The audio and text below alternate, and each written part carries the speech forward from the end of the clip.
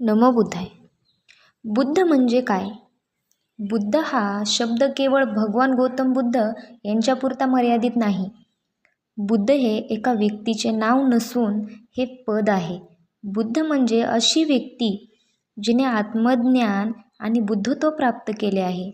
पाली भाषेत बुद्ध म्हणजे सर्वज्ञानी होय. भगवान गौतम बुद्ध यांना ज्ञानप्राप्ती झाली होती, त्यामुळे ते बुद्ध पदास प्राप्त झाले होते. भगवान गौतम बुद्ध यांच्या मूर्तीच्या हाताद्वारे जे अनेक भाव व्यक्त होतात, त्या भावविशेषांना मुद्रा असे म्हणतात. त्यांच्या प्रत्येक हस्तमुद्रेला एक तत्त्वज्ञान आहे.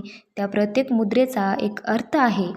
त्यांची शिल्पे बोधप्रद असतात. त्यांच्या काही हस्तमुद्राचा अन्वयी अर्थ पाहूया.